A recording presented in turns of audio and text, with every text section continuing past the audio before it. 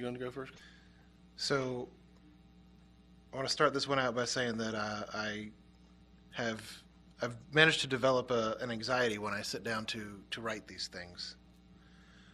Insomuch as that I worry that I repeat myself a little too often. I at least like to think that I have a decent mix-up game, as it were, as far as how I bring up the stuff I tend to talk about.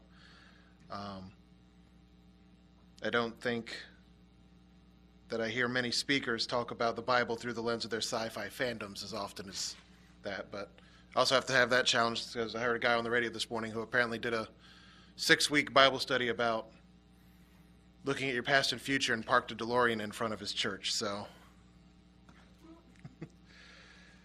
apparently I'm not completely alone in that, but I tend to, what I'm getting at, the point I'm getting at is that I often feel like I speak on particular themes over and over again.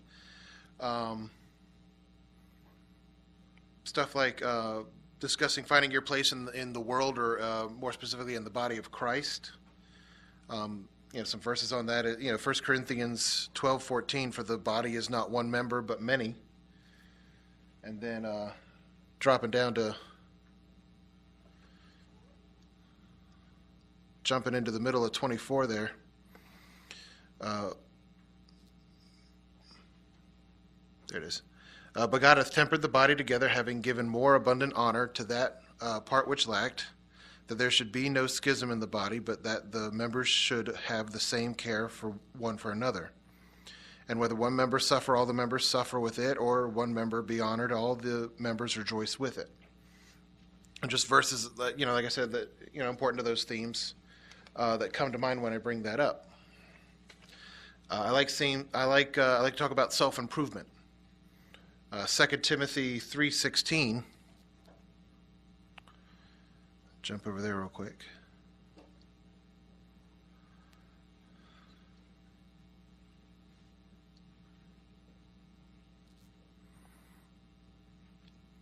Is, all Scripture is given by inspiration of God and is profitable for doctrine, for reproof, for correction, for instruction in righteousness. And you can take that up to self-improvement, even up to its ultimate form, becoming like Christ, like it says in Matthew 5:48, be ye perfect like he was. Or at least, as good as we can be while we're here on this earth. These are, like I said, these are just powerful themes for me, relative to me, that I find the most motivating and tend to think on for one reason or another. And because for me they're all in my mind, I find them easier to speak on, and I just end up on them more often than the others. Even the tattoos and scars little ditty I did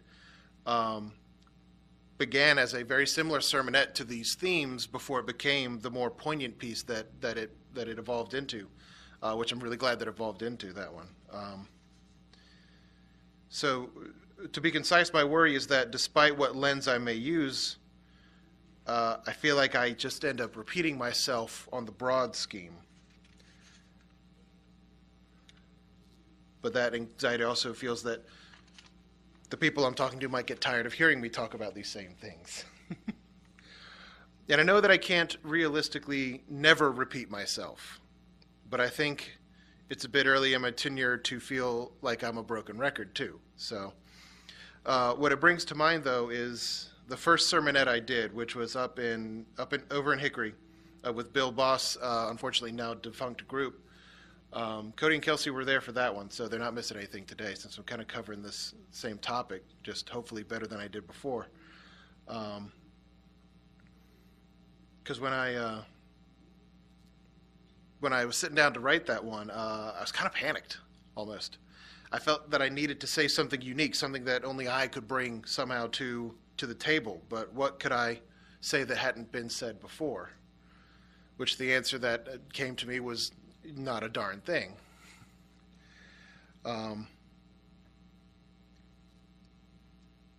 Jump over to, I'm going to read a little out of Ecclesiastes right quick, as I am wont to do. The thing that hath been, it is that which shall be, and that which is done is that which shall be done. And there is no new thing under the sun. Is there anything whereof it may be said, see, this is new, it hath been already of old time, which was before us. There it is. There is no remembrance of former things, neither shall there be any remembrance of things that are to come with those that shall come after that. Just kind of that verse explained to me, it was kind of the crux of the whole thing that I did before, that not only did I have not anything new to add to the conversation, but that conversation has already been on repeat for ages by many others that have been saying it since then, that we have no idea what they said specifically to them. We have no idea of their names, and just like decades from now, no one will probably remember anything that we're saying here. I don't know if that sounds bleak or not, but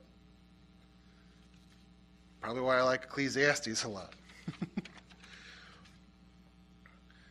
So for millennia, people have been talking about finding your place or self-improvement before I ever got my hands on the subject. And purposefully, I just read a bunch of verses that talked about those subjects because they've already been talked about before I tried to.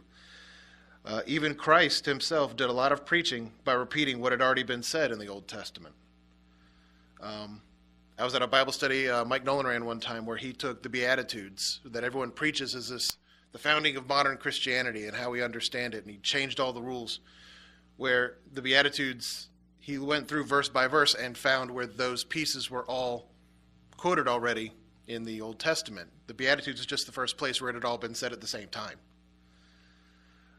A lot of it, I think, was in Isaiah, oddly enough. But no matter how eloquently me or anyone, Freddie, Mike Nolan, Adrian Davis, whoever you want to bring up, even all the way back to Herbert Armstrong, nothing we say is going to be remembered into the next generations like the legions of preachers before us that weren't written down in the Bible. I mean, that's the only reason that we remember everything they're saying is because they're from the source material. They got included in that. To a certain degree, we're all, any one of us, a drop in the bucket, so why get up here and say anything at all? Why get up here and repeat ourselves over and over again to people who have heard the same thing over and over again? And the real point of it is feedback, specifically feedback as the phenomenon of that whistling noise that comes through the microphone when it gets moved too far, moved in front of one of the speakers, or someone says something too loud. What that phenomenon is, the feedback noise, is that the microphone manages to pick up, if I say any word into here, snorkel, I say that. If I say it too loud or something like that, the speakers say it and the microphone picks it back up again. And so what it's doing is that it's hearing, snorkel, because for some reason that's the only word I could come up with, goes back into it and then feeds back into the speakers again and then jumps back into the microphone and keeps going through, except that it's happening nigh upon the speed of light. So all we're getting is that high-pitched whistling noise no one likes to hear.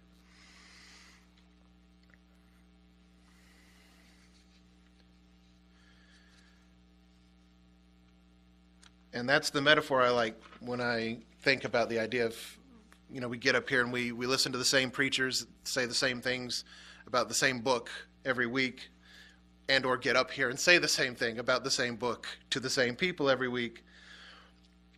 We say it because the reason that whistle gets so shrill is, it's happening really quickly, but it's because that one word is just compounding itself over and over again until in magnitude it's just gone.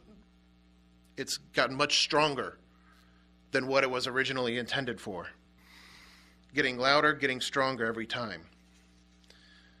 And so that sound, to go off this sound metaphor again, what it's actually doing is building resonance. I get up here and I say the same thing back to you guys, but then inevitably there's conversation about it afterward during the fellowship, or talking about it at home on the ride home. And then, someone else gets up here again and it's all said again, bouncing back and forth that message over and over again, building resonance where the sound becomes larger and has a greater magnitude because we've heard it over and over again. Because I'm not just up here talking about it, you're listening, and then it comes back to me when someone else gets up here. And it builds that resonance between us all. Because the more that we tell the old story to each other, back and forth, the stronger our faith grows in it, the stronger our knowledge grows in it, the stronger a part of our life it becomes, the more we let it take over. And even that, this idea of us becoming stronger because we're saying the same thing over and over again, isn't a new thing. Because just to jump back one book to Proverbs 27:17, iron sharpens iron, and so a man sharpeth the countenance of his friend. It is the fact that we're going back and forth over and over again. When you sharpen a blade, it's not one time and you're done. You have to go over it and over again until it's a fine, sharpened point. And you can never assume, just like sound waves eventually fade as the momentum of those energy waves lose strength every pass back and forth, and you have to keep saying it to keep that sound going. The blade, either through use or disuse, will eventually dull again. So you have to keep going back over it again. It's like I said, it's a metaphor. That's the reason we have to see each other every week, that we congregate to each other so that we can continue to make each other stronger in those efforts. And so, the end of the story is no anxiety that I have about this, or any preacher should have, or any anxiety anyone have about hearing the same thing over again, is that at the end of the day, it's just going to make us stronger. It's only going to augment what we already have as we continue to grow stronger.